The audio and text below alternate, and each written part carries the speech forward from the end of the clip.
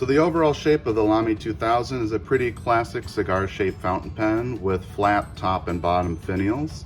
The top finial has a polished finish. The bottom has a little silver cap. The pen is made out of a polycarbonate resin called Macrolon, as well as brushed stainless steel. Starting at the top, we have a very functional, usable clip that's made out of brushed stainless steel. On one side it says Lamy, on the opposite side it's blank, and underneath it says Germany and the number 2. The cap pulls off quite easily. Let's do it one more time. It's a secure cap. It doesn't feel like it's going to fall off in your pocket, and it reveals a very nice 14 karat semi-hooded nib. I really like this design. I feel like it's kind of a fountain pen incognito mode. You could easily take this into a business meeting and no one would look twice at it as anything other than a pen. But you yourself know that you have a superior writing experience. The section is also brushed stainless steel and it seamlessly transitions into the barrel. The only thing that really breaks up the design here are 2 little ears. Those are part of a spring that help hold the cap in place. Moving up on the barrel, we have a very thin ink window. I really like the addition of an ink window. However, this one's extremely thin, barely usable. You can only really see the ink level if you're in bright lighting. As we move up, the design of the pen is extremely fluid. Again, very few seams. This is the only other seam really, which is nearly invisible to the naked eye, and that is the piston knob. Give it a little twist and all of a sudden it is somewhat visible. One issue I wanted to bring to your attention is the fact that this cap seals to the bottom of this section instead of the nib itself. It does an excellent job at keeping the nib wet. However, the issue is if you're sealing the entire section, any leakage from that nib will end up finding its way onto the section, which means it'll find its way onto your inky fingers. Don't think this is an issue? Give the pen a little jostle as though you're traveling with it, tossed it into a bag, and you come up. Oh man, look at all that ink. Look at all that ink. You want to close a business deal with inky fingers? I don't think so. In terms of overall size of the pen, here's the 2000. We can get it to stand up nicely. Here's a Pilot ballpoint pen. Just a G2. And here is a standard Sharpie. Okay, disassembling the Lamy 2000. Cap is again, pull off cap. I'm not really going to disassemble this. There shouldn't be any need to from regular maintenance. The section unscrews.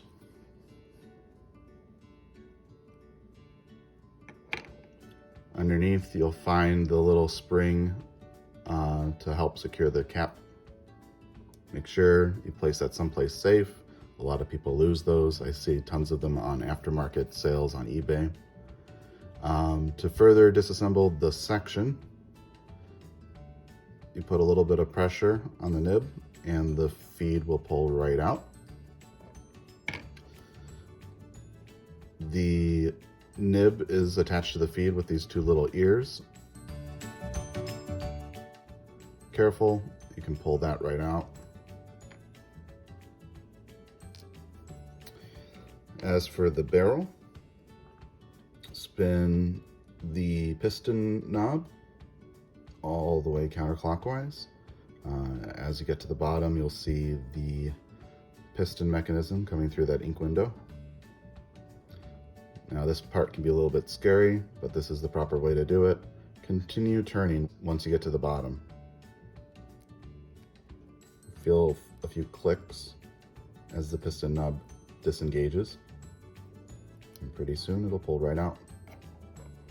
Piston knob also has this little sleeve. Now you'll need some sort of tool to get into the barrel and push out the piston. Here I'm just using a cocktail straw. I've seen people using chopsticks and things like that. So this pulls right out. Oop, a little bit of suction there. Here's the piston rod and a collar. The collar pulls right off too. At this point, you have the pen fully disassembled. To reassemble it, I like to add silicone grease around the piston as well as on these threads. I've already applied it, so I'm not going to do it right now. Stick the collar back on.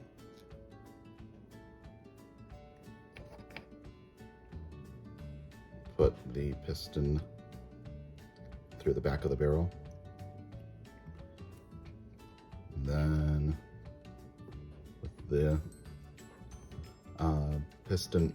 with the piston knob collar, put that back in, push it in, screw it down.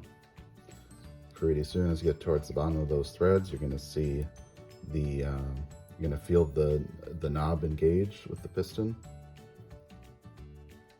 There you go.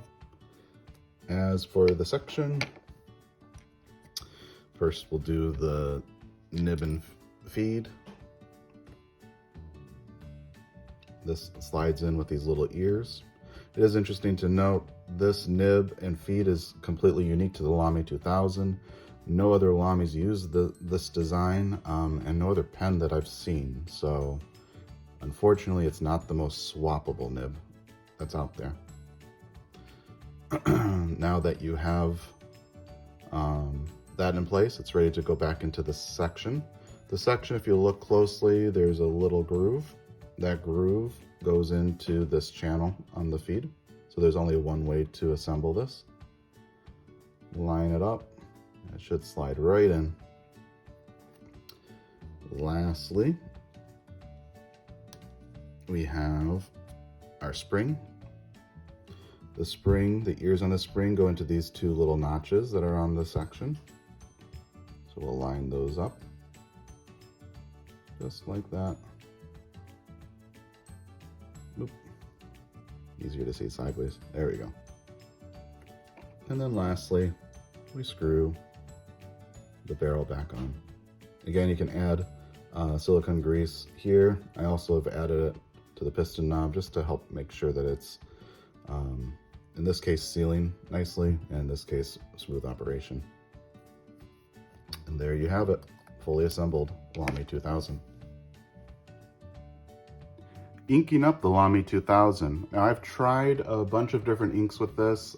Primarily, I like to use Pilot and Diamine branded inks. However, the Lamy has a very wet feed, so I had to try and find a more dry ink. And in this case, the one that I've landed on that I really like with the Lamy 2000 is Noodler's 54th Massachusetts. It's a dark blue-black ink, actually close to a navy or a denim color. So to ink it up, uncap, you're gonna want to unscrew your piston knob all the way. Again, we'll watch as it goes into the ink window, past the ink window, right there. Submerge the pen into the ink and then screw it back up. Now, to make sure you get a full fill, you want to go slowly. And I also find it's useful to fully retract and do it a second time, as you'll see some bubbles coming out.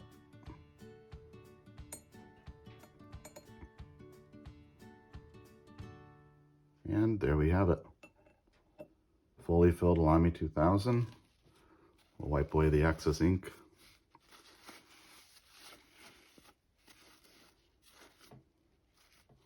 And we're ready to write. Okay, writing with the Lamy 2000. It is a pull-off cap. The cap posts deeply and securely. It doesn't really backweight the pen in any way. Honestly, it's probably one of the best posters I've come across. But I don't personally post my pens very often. I really only tend to post them if I'm in a business setting where I'm afraid I might lose the cap. And in terms of writing,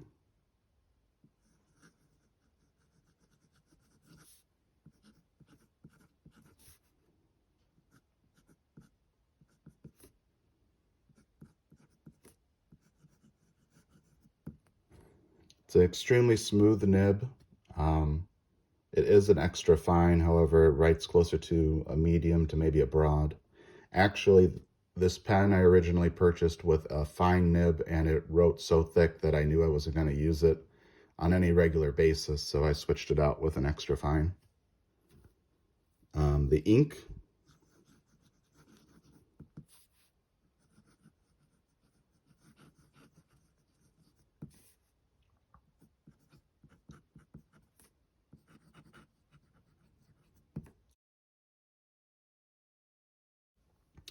in terms of line variation, you don't really get any. It's a semi-hooded nib, so you're not going to expect much flex.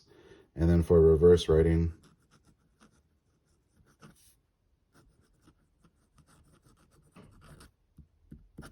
it's thinner for sure, but it's scratchy, it skips. I would probably not consider this a very good reverse writer.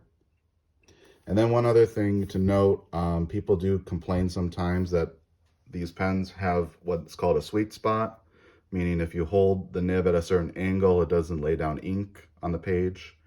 I don't really have an issue with that. Again, I kind of use these two fins as a guide to let me know that I'm holding the nib in the right orientation. But just to demonstrate it, I'll start on one side of the page, work to the other, and rotate the pen as I go, so you can kind of see, maybe if I go this way, the angle at which that sweet spot really hits.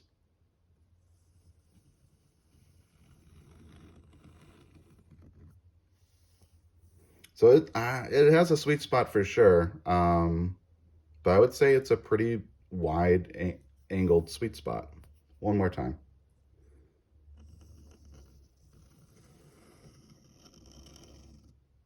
That one went right off the page. Let's try one more.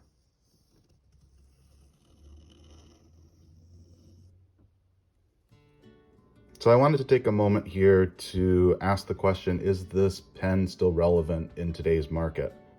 Now we're nearly 60 years after its initial release. Are people really still looking at piston-filled fountain pens with this kind of styling? Well, in terms of piston-filled, you don't have to look far. The company TWSBI is one of the most popular brands for entry-level fountain pens, and their main models, the TWSBI Eco and 580, are demonstrator piston-filled fountain pens that are also highly sought after because they're easy to disassemble. I would actually argue that this one is even easier to disassemble since you don't need any special tools like the TWSBI wrench to take it apart fully. And then in terms of the design itself, we're going to travel over to the Chinese market to find a pen that was introduced as recently as 2022. This is the Jinhao 80. And you don't have to look at it for long to realize that there's quite a bit of inspiration taken from the Lamy 2000. It has a brushed finish, just like the Lamy, although this one is an injection molded plastic, which comes in a lot of colors. It has a brushed metal clip that is spring-loaded, though it doesn't function quite as nicely. It has an end cap that matches the trim. And when you uncap it, you find a little bit of differences here. Now, instead of the semi-hooded nib, we have a fully exposed nib. The irony here is they're using Lamy's typical nib that is not found on the Lamy 2000. So you can take any Lamy nib and except for the Lamy 2000 nib and swap it right in here. And the other exception being that this is a cartridge converter and not a piston fill. So is this pen still relevant today? Absolutely. In fact, it's the grail pen for many enthusiasts and collectors.